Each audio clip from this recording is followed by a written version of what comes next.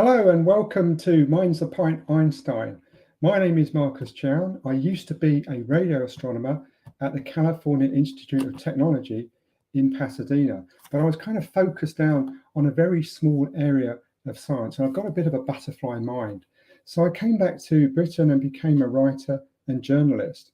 And one of the great joys of what I do is I can phone anyone interesting up. It could be a Nobel Prize winner, someone like that, and pick their brains. So the idea of this program is I do exactly what I would do to write an article. I would talk to someone really interesting, pick their brains, you listen in on the process, and you can ask questions at the end. Now, it's called Minds the Pint Einstein because I had this kind of fantasy. I used to think, wouldn't it be fantastic if you could get Einstein down the pub and pick his brains and ask him about life, the universe, and everything?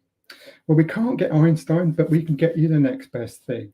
And today, I'm going to be talking to Nick Booth about the prospects of finding life on Mars.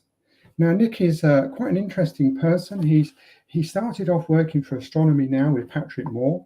He became a science and technology correspondent on national papers. And then he turned his hand to, I suppose, factual thrillers, which include Zigzag, which is a book about the incredibly colourful World War double agent, Eddie Chapman, and The Thieves of Threadneedle Street, which is about a group of Victorian forgers who tried to break the Bank of England. So without further ado, welcome, Nick. Hello, sir. How are you this evening? I'm very well, and you? Welcome to our inaugural programme. Now, yeah, I like the fact that you've really set that up. We would normally talk to a Nobel Prize winner, but he couldn't be here. I was just outside. Yeah, exactly. So unfortunately, you've got me, but there we go. Now, I understand that you were the youngest Brit ever to be employed by the Jet Propulsion Laboratory, NASA's Jet Propulsion Laboratory in Pasadena. I mean, how old were you, and how the hell did that come about?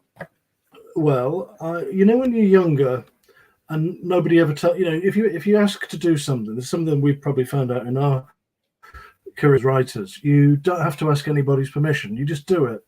So in the summer of 1981, I noticed that Voyager 2, the second Voyager spacecraft, was going to fly past Saturn. So the Voyagers were on this great journey of discovery to the outer solar system. And what I did, I suddenly realized, I wonder if I could actually see this during the summer holidays. And by a series of very, very bizarre, almost mythical letters landing on the right person's desk and forwarding, I got a job there. It was an organized guy called Al Hibbs, who is, some of people in the space business will know of him, certainly by repute. What I didn't realize until many years later when he told me was that he dealt with all the kind of letters from the loonies.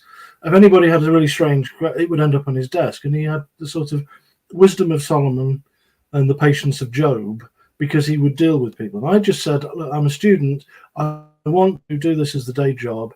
And it looked as though after Voyager flew past Saturn, the Reagan administration had come in, and it looked like Voyager might be for the chop. So there were two perfectly healthy spacecraft that would just be switched off. So it looked as though for the rest of the 80s, there would be planetary missions. And that's what I wanted to do. I wanted to be a planetary astronomer. So what I did was I thought, I want to see this because it could be a very long time.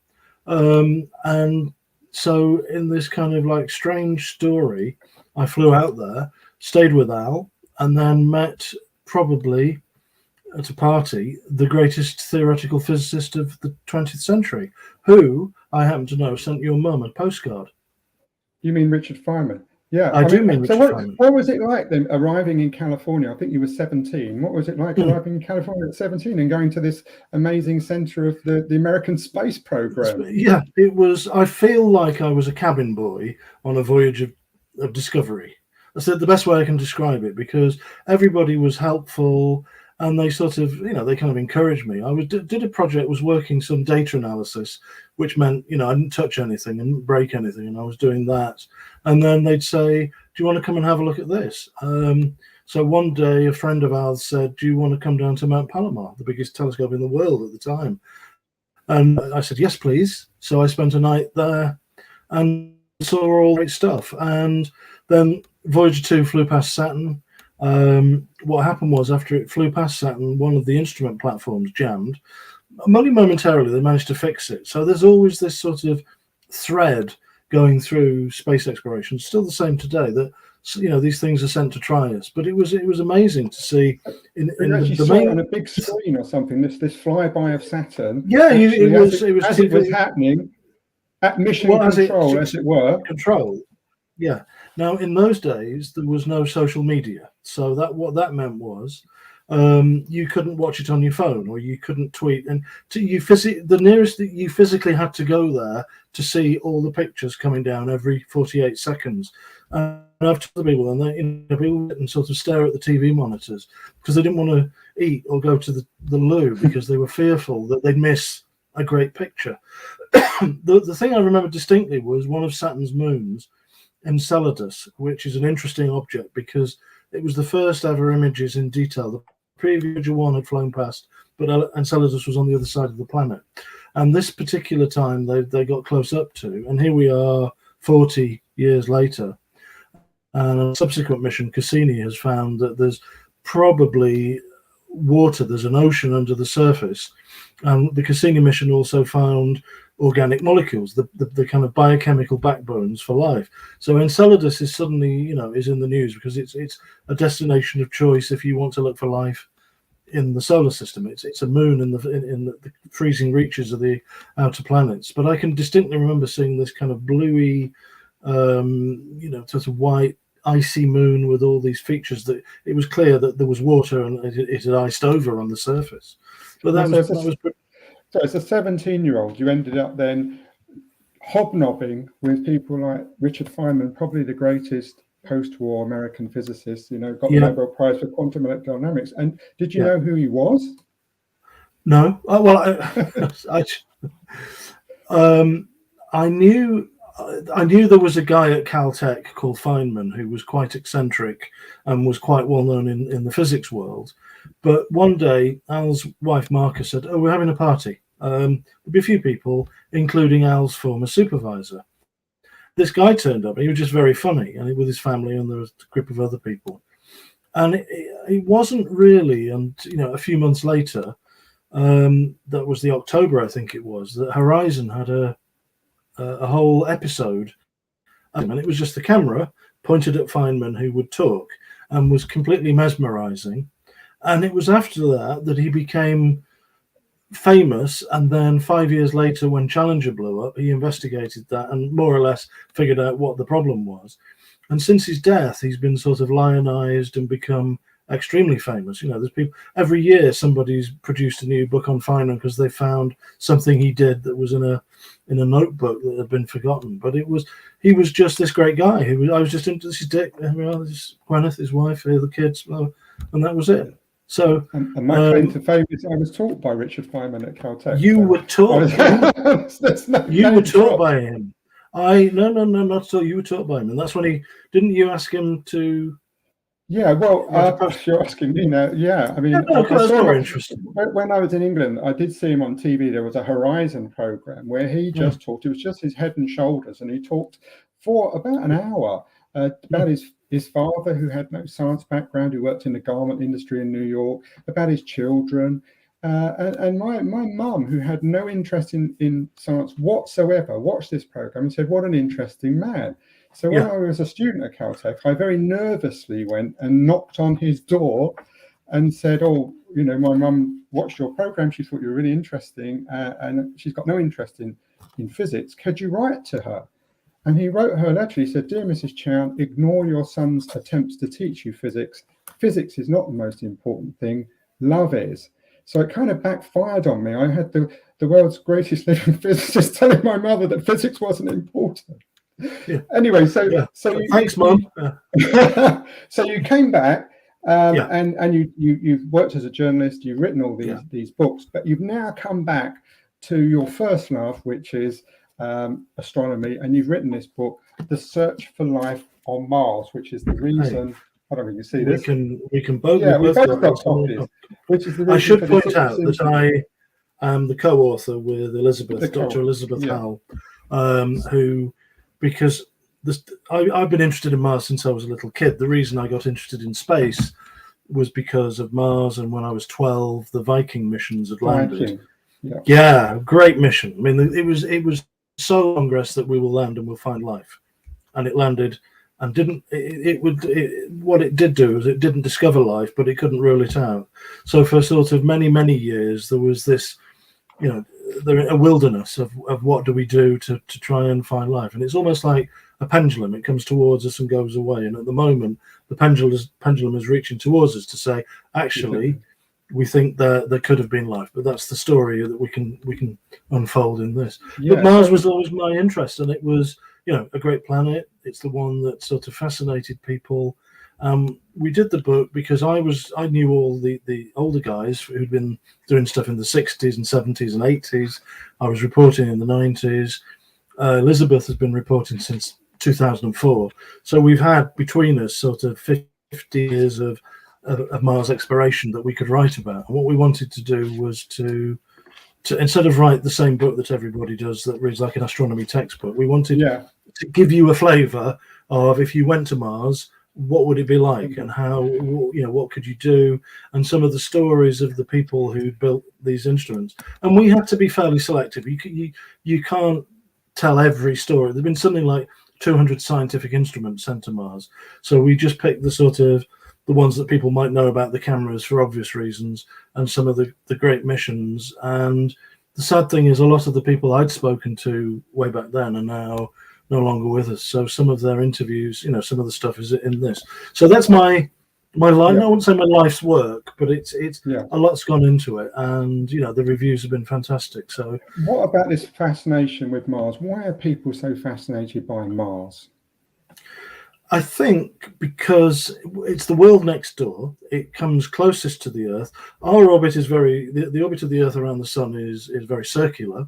Mars's orbit is very elliptical. And as you probably know, Kepler, when he was doing his laws of planetary motion, he picked Mars. If he'd have picked any other planet, he probably wouldn't have been able to solve that problem, because you need an elliptical orbit to be able to do that. And what that means in reality is Mars, it comes close and it goes away, and the nearest is 35 million miles, which is just not far in the kind of cosmic scheme of things.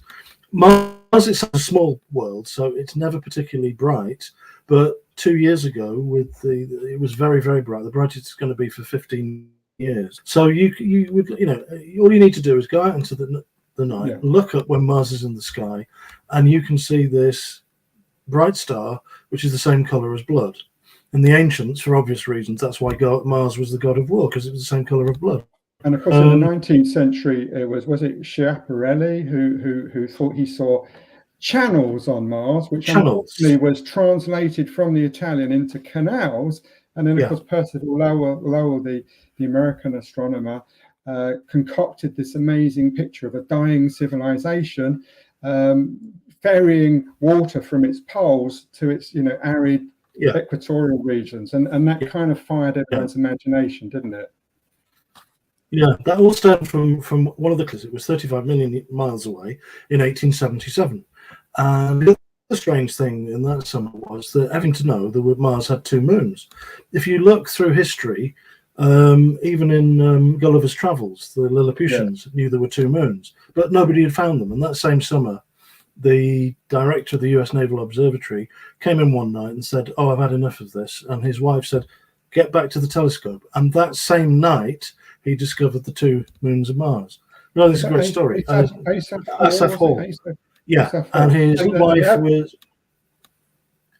wife was Angelina Stickney Hall, and the 2 moons of Mars are tiny, and that big crater on Phobos is called Stickney. So there's a bit of those names, Phobos and Deimos, are fantastic because they are fear and terror. Fear and terror. Yeah. And if you ever see a woodcut, it's always a dog. It's always the god of war, and he's got 2 yappy dogs, and that's Phobos and Deimos. So that's where we get phobia from. Now, I think there've been about 50 missions to Mars, so I think more than any other planet. But the failure rate has been really high, hasn't it? Why is that? It has. Well, in the early days, so there've been something like 50, maybe even 60, because there were a handful of sondes that they didn't announce as going to Mars, but it was pretty obvious where they were going. In the early days, the Soviet technology just didn't work. There were 4 missions in 1974 that were launched, and as they were en route, they realized actually none of the microprocessors would work. And as when they got to Mars, they literally just all failed. Unfortunately, it's a great story to it, but we just didn't have enough room in the book to tell the whole thing, because most of these missions failed because the technology failed. In the early days, the American ones failed because the rockets failed. The first mission it launched didn't separate, and it was sort of stuck. So they had 3 weeks to redesign the shroud. That was Mariner 4. It took off, and it was heading away from the Earth, and it needed to navigate. And the way you do that is this is the reason why they were called mariners, was because they used the stars to navigate. And it was supposed to lock on to one star and then look at the sun. And unfortunately, it kept yawing, and they were sort of in mission. We talked to the guys who did this, and they couldn't lock on to the star that they wanted. What they realized was that all the paint that had come off the booster was following the spacecraft as it was heading towards Mars, and it was reflections from paint. So they managed to do that. A few weeks later, they did a course correction, because you're aiming for a point in space where you hope you're going to get to, and they did one burn, and an hour later they lost Canopus again. So it was really flying by the seat of your pants. And famously, wasn't there that mission? Sorry, there was a mission that where the engineers were working in feet and inches, and the scientists were working in meters, and so it flew past there. So, but so I think it was Mariner.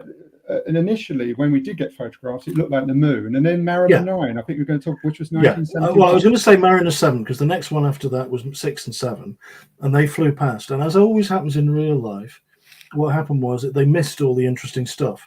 So the view of Mars up to about 1971 was it was a dead world. The atmosphere was very, very thin, much thinner than you could estimate from the Earth. And then Mariner 9 arrived, and it was the first order, and went into orbit, and it couldn't see anything. The reason that was planet-wide dust storm. Yeah. So they thought, well, we better look. Oh no, let's look at the Martian moon. So that was the Martian moons. The mission continued into literally 50 years ago. They noticed these 3 sort of spots poking up out of the dust, and nobody knew what it was, and they were giant volcanoes. And really, our view of Mars hasn't changed. The view of Mars that was sort of set in stone from then. It's a dead world. There was geology in the early geological history, so the first maybe 500 billion years, and the core sort of switched off, for want of a better expression. So there's no geology. But what it could do was that while there was geological activity, it created giant volcanoes. There's a rift valley, so where the surface literally split apart, and it goes a fifth of the way around the planet. That was discovered by Mariner 9, so it's called Mariner Valley. And suddenly there was this on the canyons, the tributaries of that canyon are all bigger than the Grand Canyon. Yeah. And to give you a scale of this, if you were the biggest volcano in the solar system, 3 times the height of Everest, something like that. Yeah. The scarp at the bottom is a mile high. So it's like standing up, and then you'd really get a really crick in your neck if you were standing at the bottom of it. There's points where this shelf is a mile high. The scale, although it's a smaller planet, and it's obviously not much has happened geologically for 3.5 billion years, maybe. Some of the geology that took place there is really quite interesting. So there was lots of energy that was able to do this, and the theory is, well, maybe there was enough energy to create life because of some of the chemical processes they need water, and that really is the other question, which is that Mars itself, although now is completely dry, if you stood on the surface of Mars with a pan of water, it would explode. It would explode because first of all, the atmospheric pressure is 6 millibars. The average pressure here is 1,000. So it's like the same air pressure at 100,000 feet. There's not much air there. It's poisonous. It's carbon dioxide. And, how much water, because there's evidence there have been channels. I should point out, not the channels that the astronomers saw. These are, these were observed by spacecraft, and they cut through ravines. There's lots of different morphologies.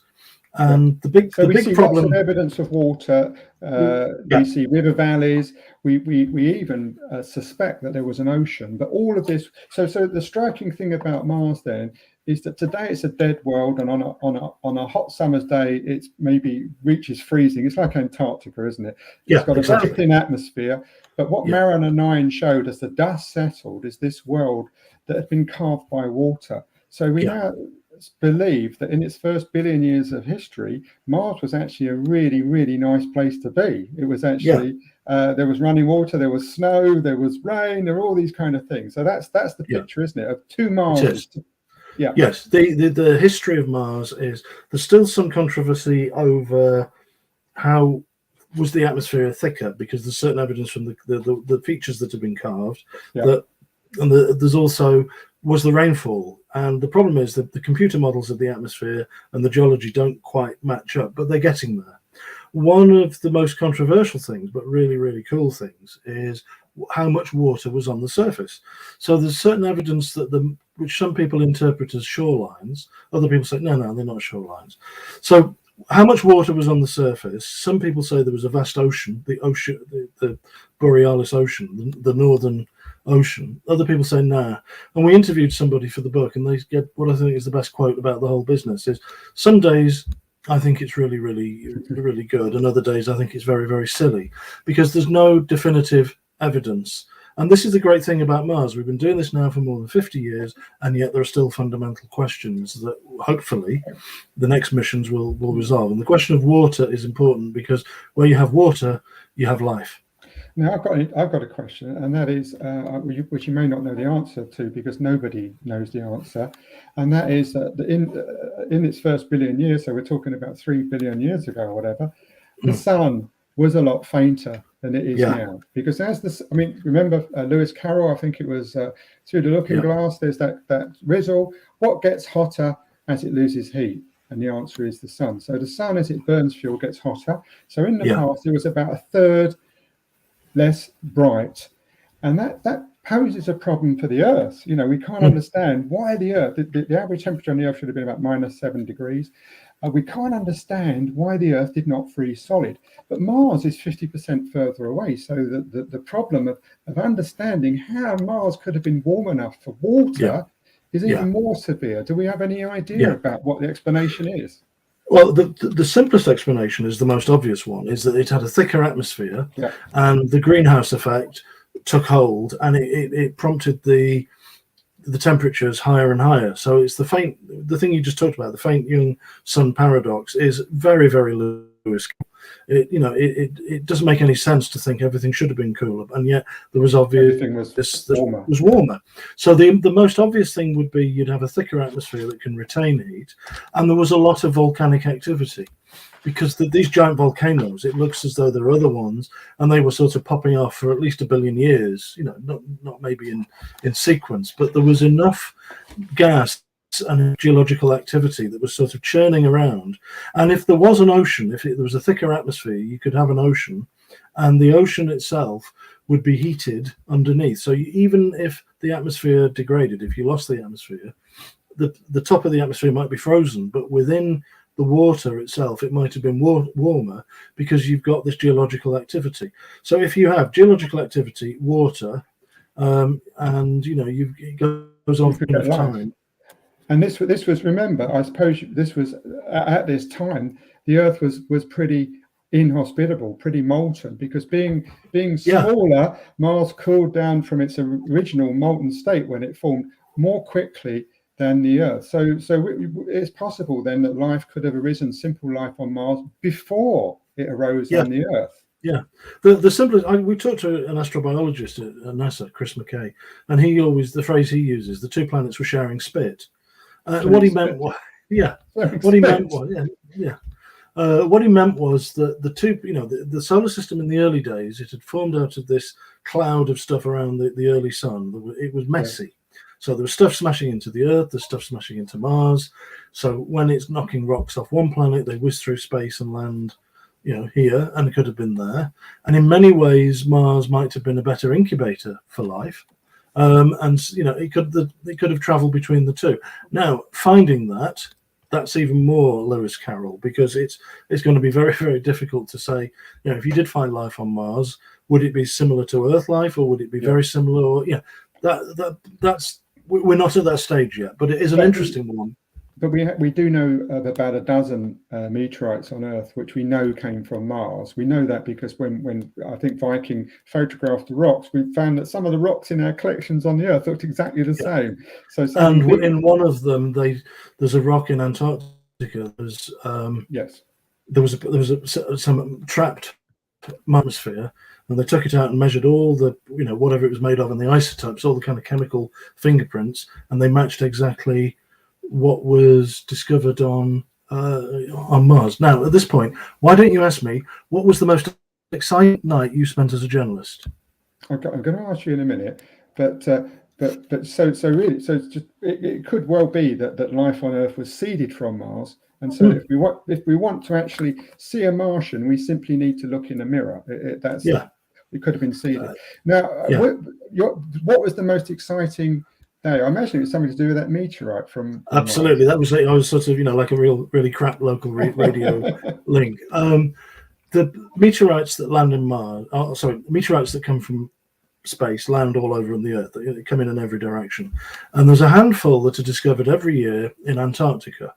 Antarctica covered in ice. There's lots of sort of ice sheets that are moving, and it's like a conveyor belt of stuff that's landed, and it brings it to the surface. And it's easy to spot them. It's easy to spot them. And the best way to describe it is there's 200 have been discovered that are believed to have come from Mars. Right. And I think it's 200. There's some evidence, yes, no, whatever. There's a very good group in Glasgow, by the way, that's looking at, looking down on some very, very detailed work on all the different things within the meteorites.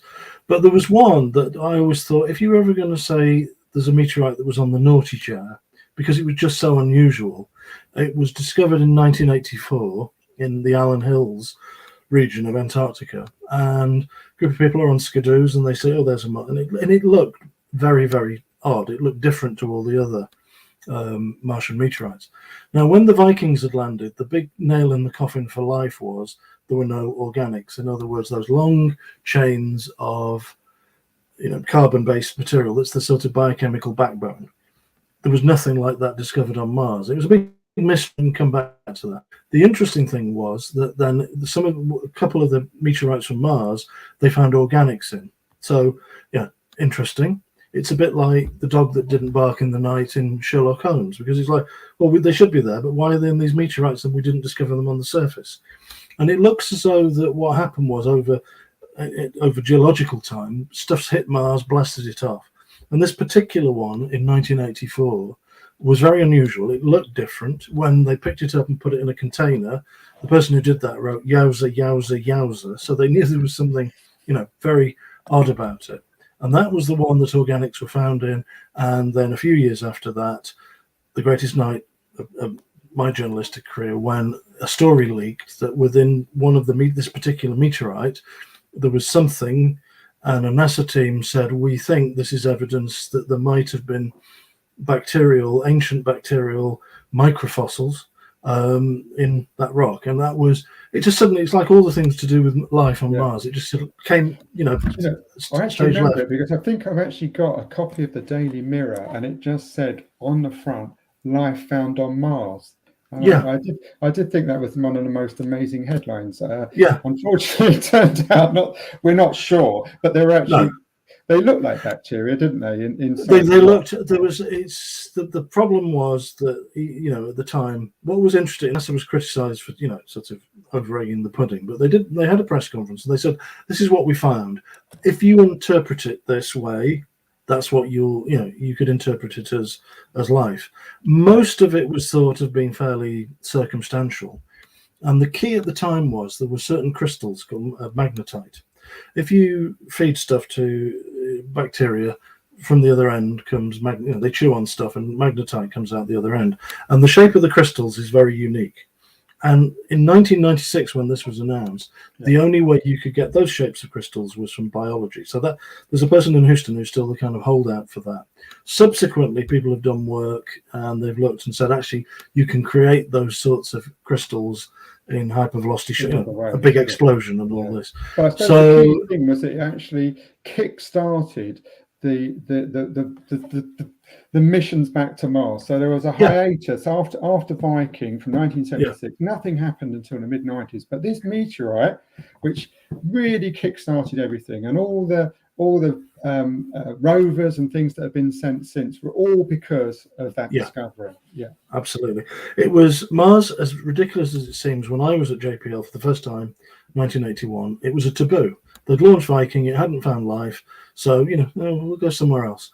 And there was a group of students in Colorado who they pushed, and there was a conferences called the Case for Mars, and then Mars came back in sort of on the agenda. What then happened was the thing you were talking about before, that the first mission for 17 years, Mars Observer, which cost 600 million, was lost. There's a fuel line they think burst and broke. One of the problems was it had been kept on Earth for another 2 years additionally, and should have gone to Mars. And some of the valves that were in, to fire the rocket engine, had probably degraded. The then boss of NASA, Dan Goldin, went crackers, for want of a better expression, and he said, right, we're only now going to do cheaper, faster missions. So in '97 there was the Pathfinder mission with the Sojourner rover. Now I remember, because I was reporting, wasn't it? Tiny, the size of a shoebox. Yeah, with 6 wheels on it. And I remember a lot of people in the space business then said, rovers, science fiction, whatever. Now, the Perseverance and Curiosity, they're enormous. They're sort of weigh a ton each. Range rovers, and they're rovers. I suppose the question is, so we know that Mars was probably habitable 3 billion years ago, in its first billion years of history, and then it dried out, probably because it's a small world and it lost its heat. Small bodies lose their heat more quickly, so its molten interior solidified and or lost its magnetic field, because you need circulating molten material for a magnetic field. Once it did that, then it didn't have a magnetic umbrella to protect itself from the solar wind, and its atmosphere was stripped away. So Mars has gone from being this habitable place to being this really not very nice place at the moment. So the big question is, if life did get going in its first billion years, has it survived? That's a very good question. And not only has it survived, could you do as they've done in Siberia, dug into ice and taken life, sort of hibernated? The really curious thing is, anywhere on Earth where you dig, sections of ice, frozen ice, and yank it out, you heat them to room temperature. There's lots of bacteria suddenly appear, because they've literally, it's perfect conditions to freeze dry them almost. So that's the big question. The bigger problem is, we don't know quite in terms of the biology. There's lots been done on if there's a I know this is a slightly depressing thought at the moment with what's going on in the world. If there's a nuclear attack, how can microbes survive? There's been lots of work on that, but there's not really about low-level radiation, because that's what will keep these life forms, if they did exist and they're sort of frozen.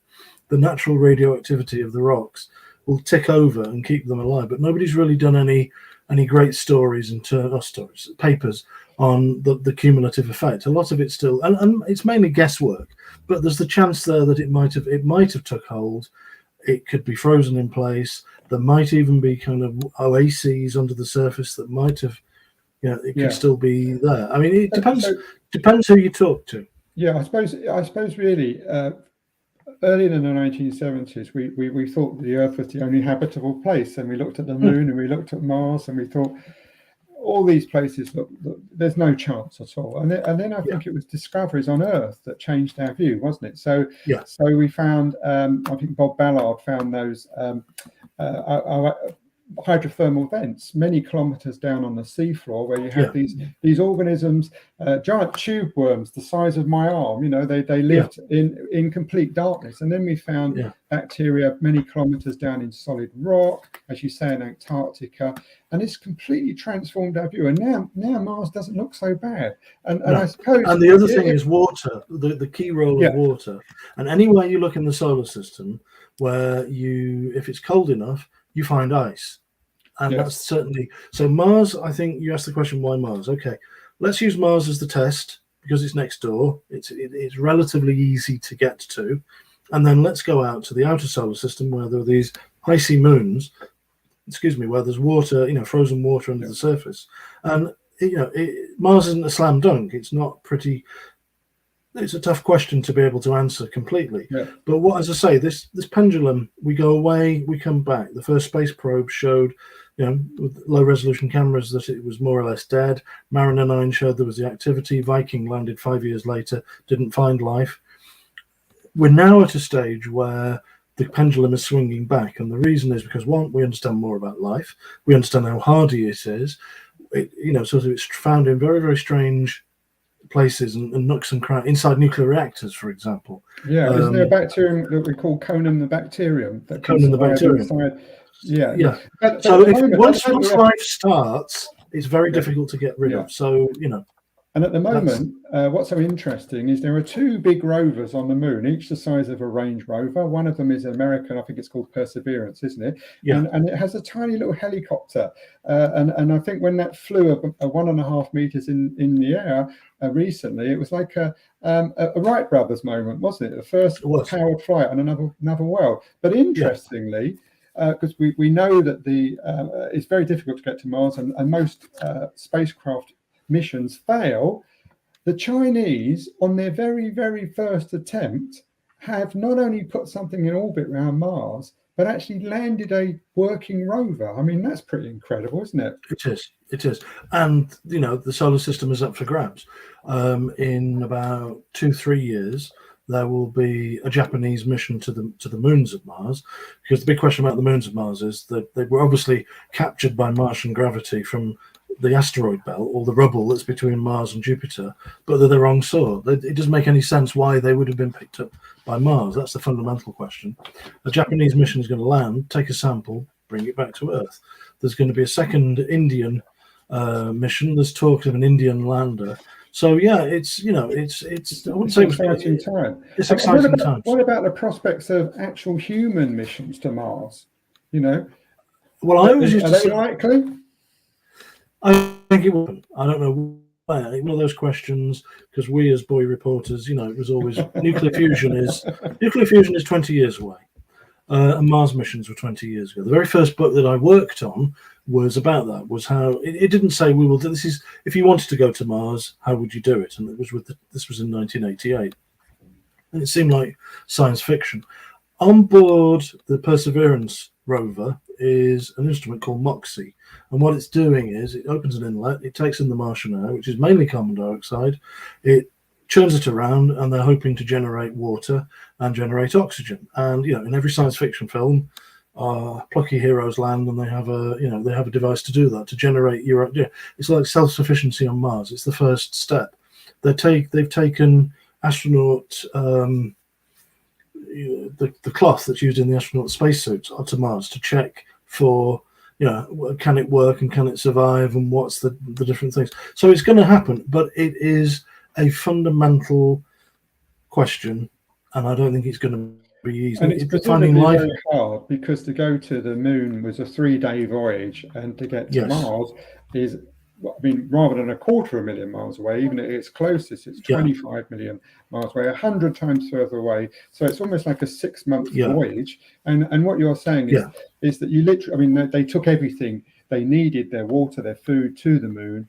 We literally couldn't do that to Mars. It would be too much payload, and therefore, as you're just saying, you would have to actually get there and manufacture your own oxygen and all this sort of stuff from the Martian soil. That's what you'd have to do, wouldn't you? Yeah. And not just that, the moon, I don't know if you knew, but for example, Apollo 16 in April 1972, it very narrowly missed a solar storm. So the sun goes through cycles of activity. It's giving off all this stuff that causes geomagnetic storms, the one that's immediately behind your head. Geomagnetic aurora and all this sort of stuff. But we're protected because we're inside this magnetic bubble. But when Apollo 16 went, it was gone. I think it was about a week later. They would have had a fairly nasty dosage of radiation. They would have been going to Mars. Yeah, well, they would have. They might have had long-term health problems. Let's put it that way. So if there's a flare on the sun during that 6-month voyage, they're finished. Yeah. Yeah, exactly. And also, it's the thing that, is you've not only got that to contend with, you've got all the really nasty stuff, the extra galactic gamma rays, that, these things that burst in the sky and only seen at certain wavelengths, and they just shower the whole of nearby space. I did I hear mean, of you know about this because you wrote the book. No, I did hear of a suggestion that they paper the inside of their spacecraft with their excrement as a shield against cosmic rays. Now, that doesn't seem very pleasant. Sounds like a dirty protest to me. No, there's also, yes, that sounds like something in the H block in the 70s. There was, there's lots of theories of what you can do to mitigate. There are two things going to Mars for human beings. One is, can you go that far and live in that environment for a year, maybe there, 18 months, come back, and 3 years, cumulative effect of weightlessness. So you've got no gravity, you're in microgravity in space. And, what's that going to do to the human body? You get a flavor that actually humans can live and do okay because of the International Space Station, but nobody's been up there for the length of time, it would take to get to Mars and come back. So there's, still some sort of questions there. But the fundamental one is the radiation. Yeah. Now, So, but then there's something else, which is really what we would really like to find more than anything is the second biology. Because if we could find a second biology, we would know what was unique about our own. And absolutely. At the moment, we've got rovers on Mars, and they're looking for signs of life. But the minute we get humans on Mars, aren't we going to contaminate Mars with our microorganisms? And then we've lost the chance forever of examining a second biology. Yeah, there are fundamental rules now about you can land on Mars to make sure that you don't do that, because there's certain called special regions where water has flowed fairly recently. So you can't go and traipse around and do that. But I think there were so fundamental problems to send. We'd send robots there, and unfortunately half of them haven't worked. Yes, they're getting pretty good because the Mars missions now have been, there's the Mars Odyssey that's been there for 21 years and is working perfectly well. The hardware is fine. It's the biology. What would happen if there was a solar storm? What would happen if you were going into space for that long and somebody had, burst appendix? Well, there was a scenario that I was at a conference once where they said, well, you sent a doctor. And somebody pointed out, what if it was the doctor who had the burst appendix? He might have to operate on himself. I remember there was someone in the Antarctic, and this happened during the Antarctic winter when they couldn't fly him out, and he had to operate on himself. Yes. And we talk about Antarctica in our book purely because it's the most Mars-like place, and people have survived in Antarctica. They've wintered over, and these sorts of things happen, and as emergencies, aircraft can fly in and get out pretty quickly. But with Mars, once you get there, you're going to be there for at least 6 months, 9 months, and trying to get back is the next thing that's going to happen in space. Before we do that is to actually bring samples back, and that's going to be complicated enough. So trying to do the sample return, which is the aim for this decade, is you've got to get all your technological ducks lined up in a row, and will they all work? Who knows? And the Perseverance rover, the American rover that's there at the moment, has collected samples and put them in canisters for a future European mission that hasn't even been designed or built to actually fly there, pick them up and bring them back to Earth, hasn't it? Yeah. It is. And, there's a lot of breezy stuff and there's lots of great pictures. It's very, very technically tough. The problem is this: you see Mars in the night sky here. You can't just go, oh, we'll go. You have to go in this long orbit that intersects Mars, because our rockets, although they look powerful, they're not, in the cosmic scheme of things. Coming back to Earth is exactly the same. But also you've got to go back through the atmosphere, and you've got to pick up these samples, and then, do you keep them on the rover? And what happens if the rover dies? So the fetch rover that will come and, it can't get. There's lots of fundamental questions. The thing with the fetch rover, which will probably be built in Britain, is it's got to be really quick. It's got to get the land speed record on Mars by a factor of 3 to be able to land, because we talked about the dust storms. the area where it will land, there's going to be dust storms coming in at certain times, so it's got to land between them to get these things. Now, I've got a So, few questions you know, actually that have been sent here, and someone okay. called Daddy Dad Any says, any chance of Mars getting warm enough for life in the future? I mean, I'm thinking that maybe we could even terraform Mars. I mean, is there some way we could make it a bit more habitable for us? Again, there's the problem there, is we might destroy any actual Martian life in doing so. You know, we've had this. Yeah, we've had this conversation before. I'm not a great fan of science fiction because it always seems to me to be wishful thinking on a grand scheme. In November 2018, a lander called Insight landed on a plane. Yeah. Boring, because it was trying to get the first evidence for Mars quakes, which it did, because it needs to be somewhere relatively quiet. It was supposed to dig at least 2 meters below the surface, and the German Space Agency provided what they call a mole, which would dig in, and it got as far as about 3 centimeters the first time, and then popped back up. And the saga of this digging and popping back up again, because there wasn't anything, there was no friction to be. The sand wasn't quite what they thought it would be. So I saw it recently, or in the last couple of years, about to discover life on Mars, you dig 2 miles deep. We haven't even got 2 meters under the surface yet. No. And it's the same scale with doing this. There is this theory of terraforming, which is a great idea. What you do is you heat Mars up, you import carbon dioxide, and then hopefully it will all take off, and you import all this sort of stuff. But one, is that ethically a good thing to do? There's now a sort of movement of saying, hold on a minute, we don't like colonization, it's a dirty word, and we don't want to do exactly what you were saying, to land and sort of traipse around like tourists and destroy the natural environment.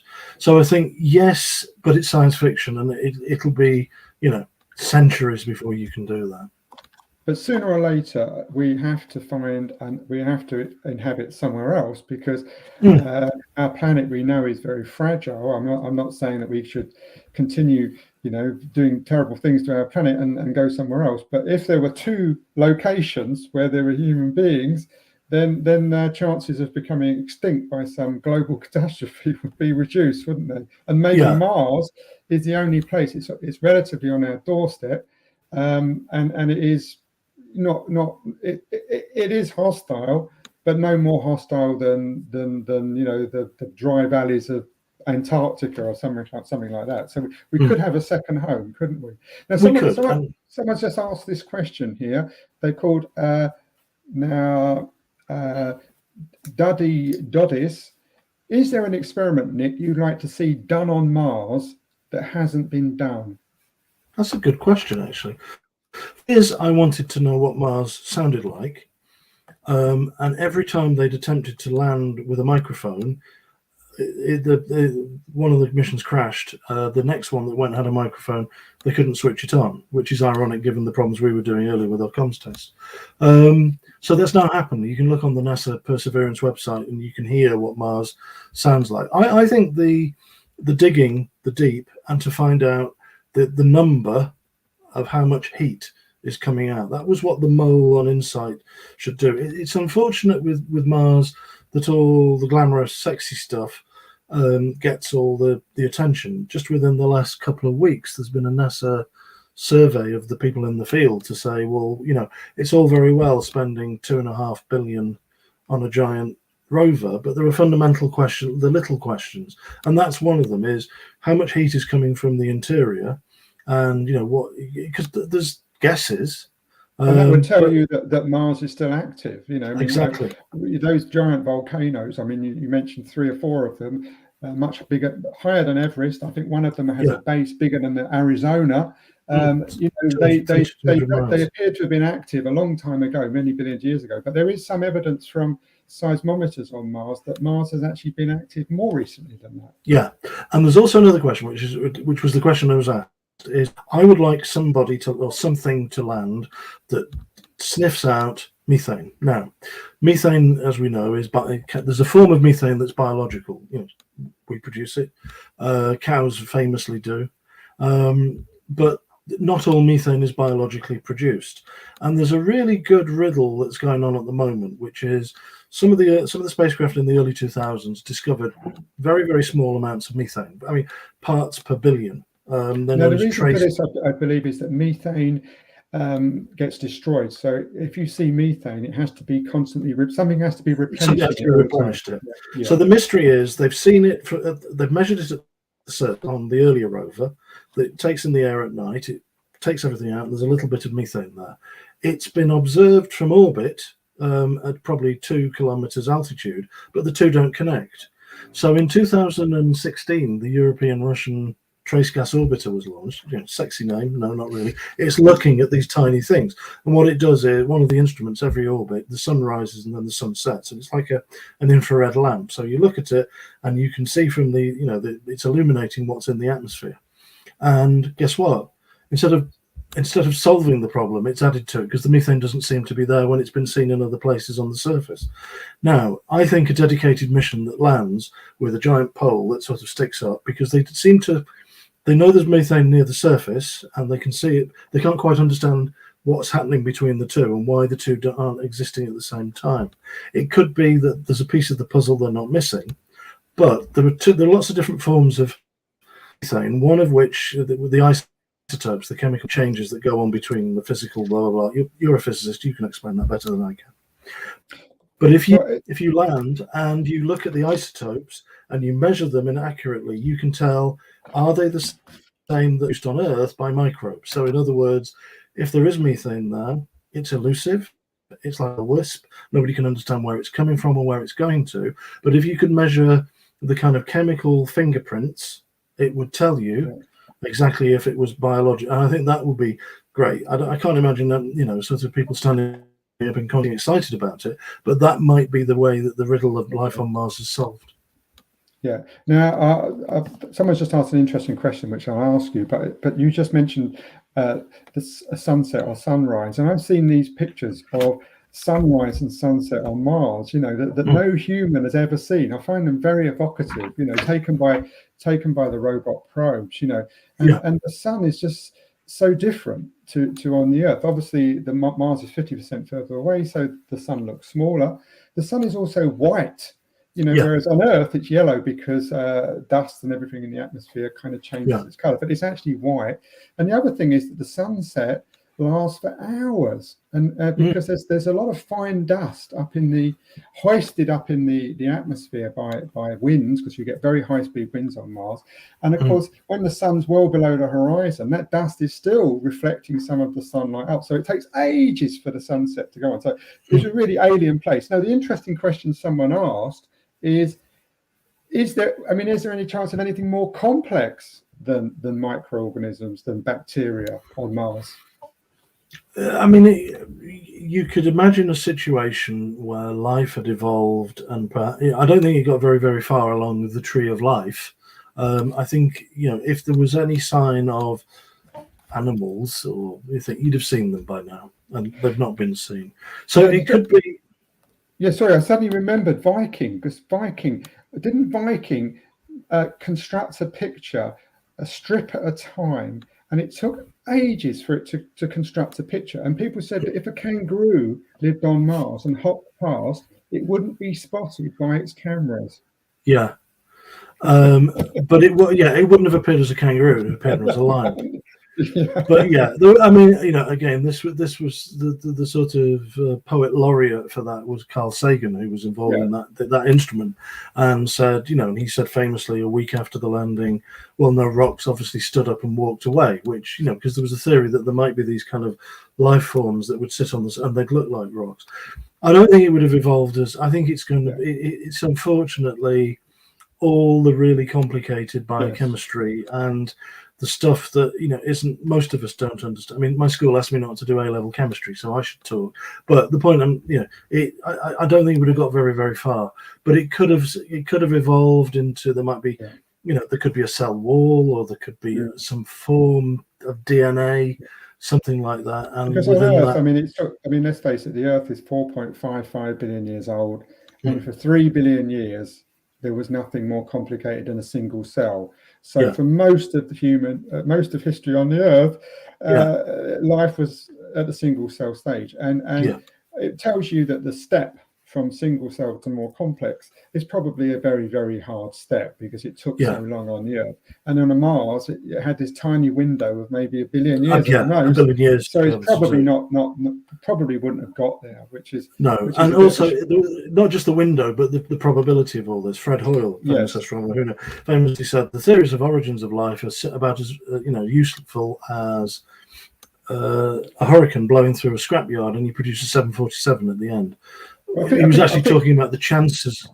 Yes, but I think oxygen is a really powerful source of energy, and until there was significant oxygen in the Earth's atmosphere, that enabled there to be a hierarchy of things, things that ate other things, and really without the oxygen energy source, you really are stuck at the really bacterial level, aren't you? Really, I think so. But what it does is, if life is discovered on Mars, or precursors to life, the right collection of amino acids, what that tells you is, what it will do is, it narrows down the question, because the big problem, as you just said, is the window is very narrow. And unfortunately, we can only get back here, I think it's on Earth, about 3.8 billion years. There's whole missing chapters. So it's, what happened there. And in that sense, Mars is better because the geology was active, then it's shut off. It's probably going to preserve all the stuff that took. So, you can imagine a scenario where somebody said, well, you take that, and then it gets to that, and you get the kind of life that you could evolve down. And even if we only discover that, I think it's fine. If we discover life, that is, that wow moment. It takes life from being, a miracle to a statistic with two. Well, there is this really this great paradox, isn't there? That the moment that life was possible on the Earth, probably about 4 billion years ago, when it was cool enough for life, we see evidence of life almost immediately, almost instantly. And yet, after trying for 50, 60, 70 years, we've never been able to create life from non-life in the laboratory. So on the one hand, the Earth's record is telling us it's a very, very easy step, but then we find in the lab that it's virtually impossible. So squaring that circle is a real problem, isn't it? I mean, Fred Hoyle, we just mentioned, his explanation was panspermia, that basically life is transported between stars, not just between planets, but between stars.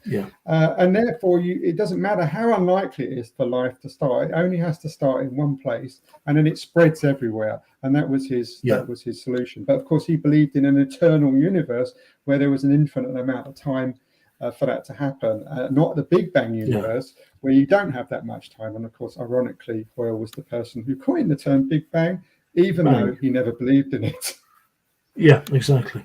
No, it is. I mean, the reason with Mars is because if we can, even if we slightly down this road to find out, a few more clues, that narrows down the possibility, and it takes it away from the hand waving to actual, okay, I see what happened and how you do it.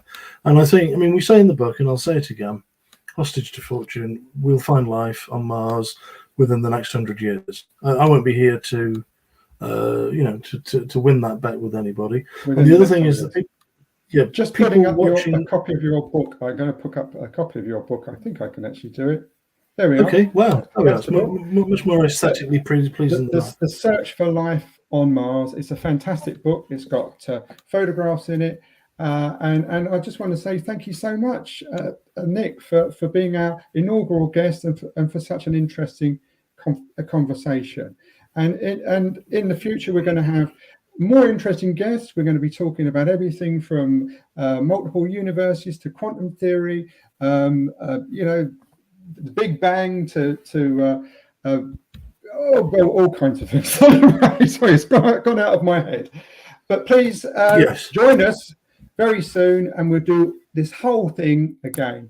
Thank you very much for listening. Thank you, and thank you for watching, and thank you for having me. Very welcome. Thanks.